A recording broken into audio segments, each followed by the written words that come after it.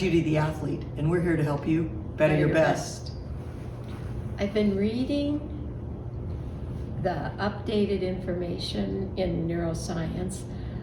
It's fascinating, and I really had to adjust my thinking, and I kind of wanted to share some of those thoughts because I think it really can influence how we go about performance.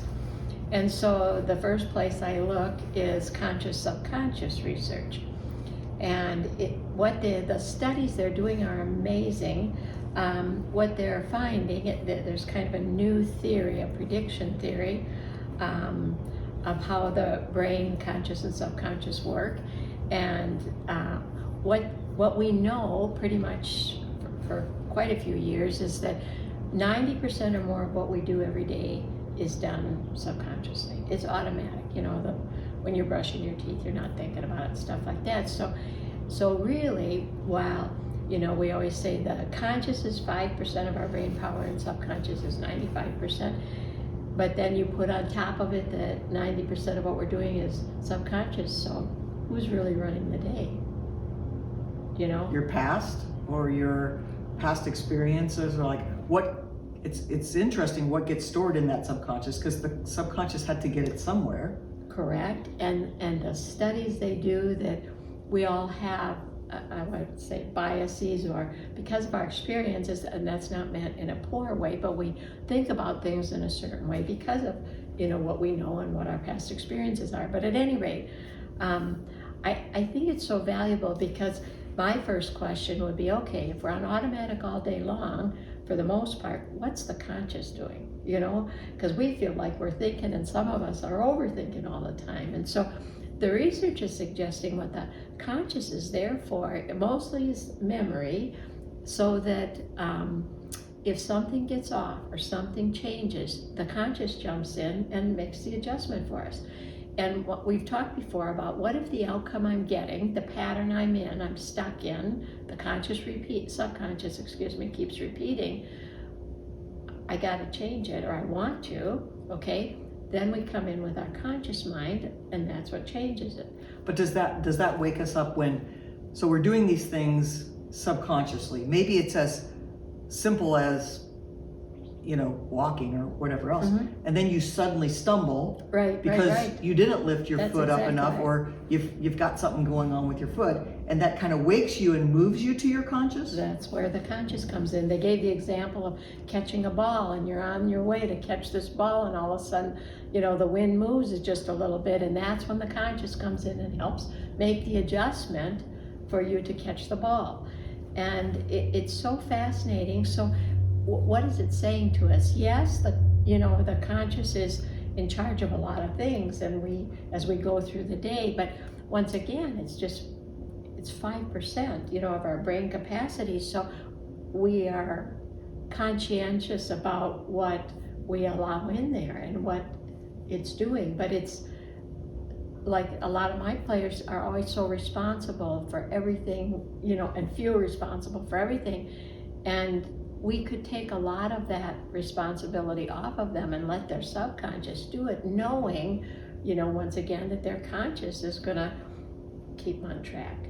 I used to think of it the other way around. Well, yeah, I'm sitting here sort of trying to catch up to that you're saying the conscious is actually fast enough to make that? No, it's because it's so slow that we want to run on the subconscious.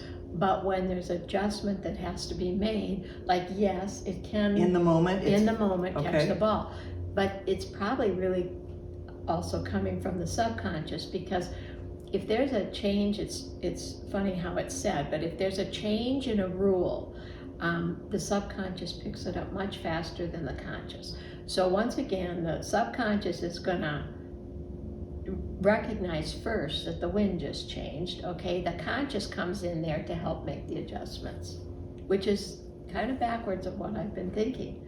But, the subconscious can do so many things better and faster than the conscious, but it also has important jobs. Well, I'm thinking about what you're saying, and one of the things that's going through my head is, I think about, the conscious is so much slower than the subconscious, but it's still really, really fast. Oh, true. Yeah, I mean, we're talking 180 milliseconds, you know, milliseconds for an athlete to respond from a conscious perspective, but subconscious, we're talking about feel in about 10 milliseconds and visual input in about 100 milliseconds. And so it is much faster. But I think where it speaks to us also is, you know, the three stages of learning. Analytic, when you first start doing something, or you make a change in your motion. Associative, when it's kind of cause and effect. I know it, but I don't do it every time, but I'm getting it. So in To that automatic. place, so in that place, is it where failure really helps? So when it's off, it helps me. gotta It's have the that. associative piece that says, Yeah. oh, I got to have the part that's off so that I can bring it back and learn. Correct. Feedback, you know, that's exactly right.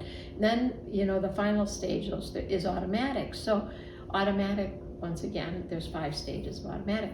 So the idea is, if I know where I'm at with this change or learning this new motion, if I know where I'm at, then I know how much I can depend on the subconscious. You know, I always ask the question, well, can you still do the old motion? Well, if you can't do it anymore, you're really close to making the change you want, right? Yeah, And that so makes sense. more and more subconscious is running it. I can depend on them to do it for me and get the conscious out of the way. It's got more important things to do.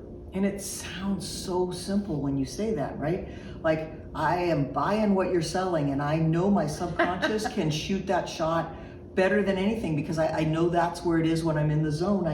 I know the subconscious is running the show, but there's that, how do I let go of wanting to control it and really just say, it's in automatic, let it happen. It's in automatic, and you still got your subconscious that comes in and saves, right?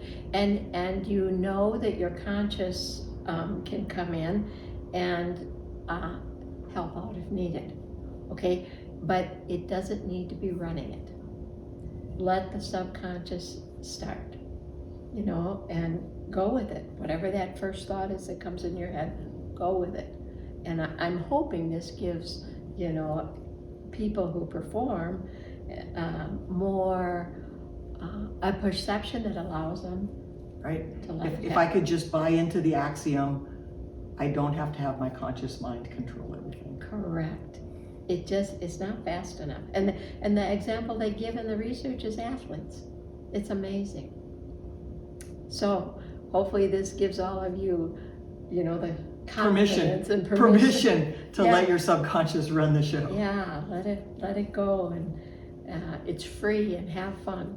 So Debbie, some of the stuff you're saying is like, I'm trying to catch up because it's new thinking, and it's certainly interesting, but I think underlying what I hear is the subconscious and the conscious, they work together. That's a point that's brought up in the research, is they're working at the same time. It's not one and then the other like we think sometimes perhaps, but they're always working together. And the article even commented on the fact that they're on the same team, they're on the same side. Yeah. And so often in our mind, I think they're not. So Yeah, I like that though. I like thinking that they're working together. synonymously, yeah, very synchronized in your brain, which is a good thing.